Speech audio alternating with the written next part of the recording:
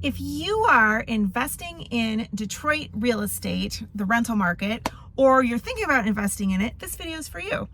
I am going to do something a little bit different today. I'm going to tell you more about me than I usually do in my videos. And these are questions people ask me on my consultation calls.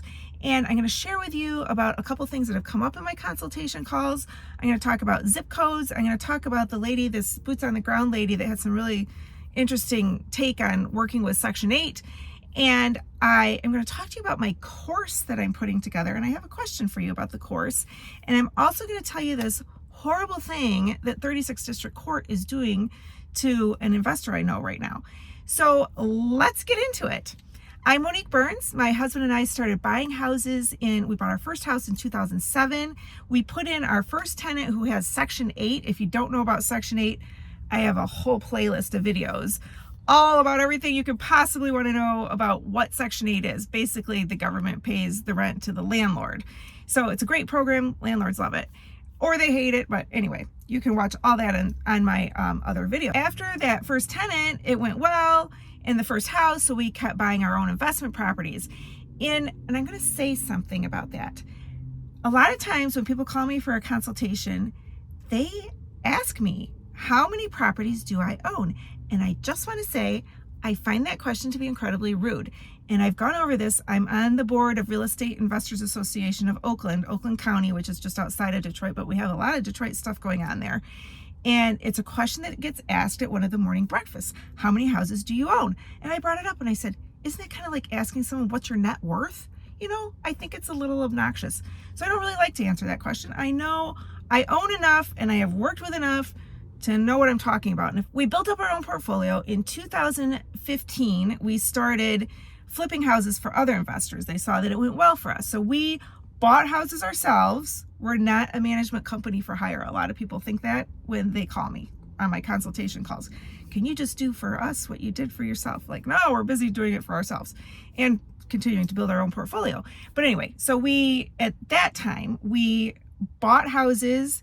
And there was a lot more margin back then too. And we would renovate the house, we would put a tenant in it, and then we would sell the house. And then I did the property management end. My husband was out in the field doing the construction end. We did that for 5 years. And at the end, we scaled it up. It was kind of our intent, scale up and then see if we can sell it. And sure enough, we were able to sell it.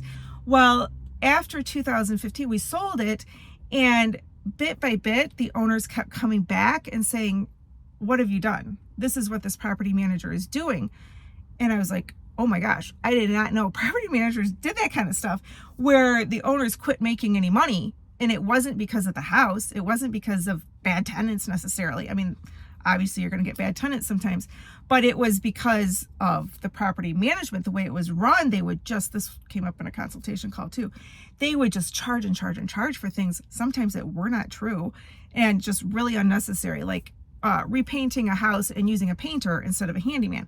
Big price difference. And the quality didn't even look like a real painter did it when we would see it. But anyway, it kind of worked out for me. I didn't mean it to, but those people would come back to me and say, what do I do? I can't take this anymore. I'm just not doing this anymore. Will you just sell my house? Because they had a trust relationship with me. And I'm a real estate agent and recently got my broker's license. So yeah, I'll sell your house. So I've been selling those houses. And right now I have 2 portfolios for sale. I've got 2 12-door portfolios, and the owners want the asking price, which I think is a totally fair price. And they want 1 buyer. And of course they would want cash, but we're talking between $800,000 and $900,000. So they're willing to take, financing for those. So if that's something that interests you, if you're looking for something like that, these are really good portfolios. One of them I removed from that property manager. I put with somebody else. The new person has recovered it and she's doing really well with it. So that one's making money. And the other one is self-managed. So they did what I really recommend other people do and manage them yourself. And I'm pretty sure self-managing, they're doing extremely well, good numbers. And the reasons that they want to sell are nothing to do with, like, one of them is they want to go into, the first one I was telling you about, they're thinking that it'd be more fun to do Airbnbs. And the other one, there was a dissolution of partnerships that owned that portfolio.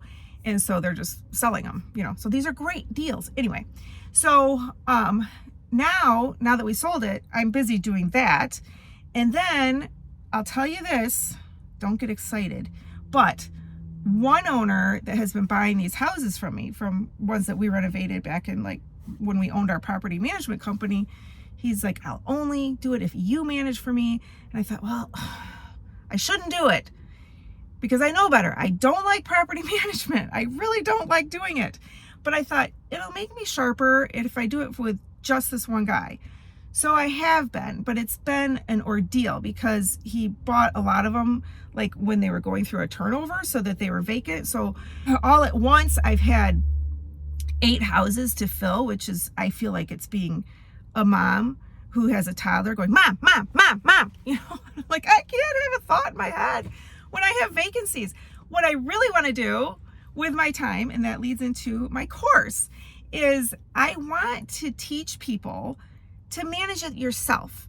I'm not fond of property management in Detroit. I've seen lots of property managers.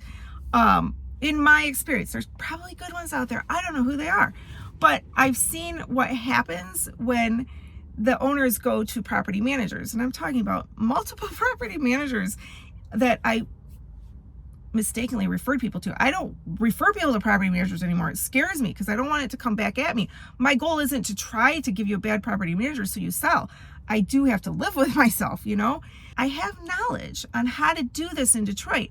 And I'm very surprised at a lot of these big property managers, they're screwing up things like how to get through the city certification, how to deal with the Detroit Water Department. If you don't know those 2 things, you are losing money like crazy. And then there's even knowledge that I have on buying houses, because we are still buying houses and flipping them and selling them, not as fast and furious as we used to. We usually have a buyer lined up before we've even bought the house at this point. So my course is going to have a lot of stuff like what you really need to know when you buy a house in Detroit that's very unique to Detroit. And like I said, the water and the getting through the city certification. But I have a lot of really specific training on how I interview tenants, like just the initial phone call. And I have a list that I've made of the questions, and I hired someone because I don't know how to do this. You know, where you touch that little dot and it gives you more information. So here's the question. Here's why you're asking the question. So I have that form that I can sell to you. You'll have to email me for it. I haven't figured out how to put it on my website. So my question for you guys with this course, I haven't sat down to make the course. I took a Udemy class on how to make a course, and it's like way more to it than I thought. And the part that I'm weak at, if you're local and you're in Detroit, let's do some kind of swap. I don't know how to set up the studio. So I'm at my office right now, and I've got this great office space. I've got good backdrop. I don't know how to do the lighting. I've got a great camera besides just my phone that does video. I don't know how to set that up. So if somebody can show me, help me set up a studio, I would love to share my course with you. The other thing, I talked to somebody, and I do this where I talk to people that I can't figure out who they were later. And he's a Google guy, and he's local. And he was going to pay to be a ride along with my husband for a day, which I think is a great idea. And when I get my course going, I don't know how to do all that social media stuff. I keep losing. I'm not good at keeping those contacts. I'm good at the information in Detroit, how to do it, but I'm just one person. I'm not like the social media expert on keeping track of all that stuff. And I have so much more demand than supply that it's not like an urgent thing to do all the social media part. So if you join my exclusive buyer list, or you have already joined it and you're ready to buy, you really just need to reach out to me. I haven't been so great at like doing anything with that list, like sending out a mass email, because I usually have my houses sold. So one of the things in my course, I'm going to talk about where to buy houses. And this is something that's come up in my consultation calls. People are really, I'm always asked what zip code. And I'm like, where are you getting this? And I think there must be real estate agents in Detroit that are tuned into zip codes. So it's really not how it's done here in Detroit. For us, it's block by block. So there are some zip codes, I guess, that have like more appreciating houses. And the houses that we focus on are great buy and holds where we know a renter will want to rent. And we have like just different little sections, and then you go 4 blocks over and nobody wants to rent there. So a zip code is kind of meaningless. And it's really hard to explain that to people that don't live here. In my consultation call yesterday, they want to do what we're doing, where they're sourcing houses and doing what we're doing. And they said, can you just like tell us where those little pockets are? Like, I really can't. So what I suggested is that they ride along with my husband, like that Google guy, which I wish he would find me and reach out to me again. I said, when you come to Detroit, ride along with him and he'll show you the stuff that he's looking at to pick the areas. It's hard to get an appreciation neighborhood that has good buy and hold revenue. Okay, so it's kind of hard to get. That call last night, by the way, they were very complimentary. I charge $100 an hour just to, pick my brain. And they said it was worth way more than that. And they would love for me to make the course. So that was very motivating, kind of why I'm making the video today. So this video, it just got way too long. So I'm gonna cut it off here and you're gonna have to wait until next Saturday for part 2, where I go into the rest of that stuff I told you about. So thank you for watching. Be sure you like and subscribe. It really helps me, keeps me motivated to make you more videos. I love your comments. I do actually read them all. Of course, I like the nice ones. I don't know why people have to be mean, I'm just doing my best. So I love the comments and subscribe, and I will see you in part 2.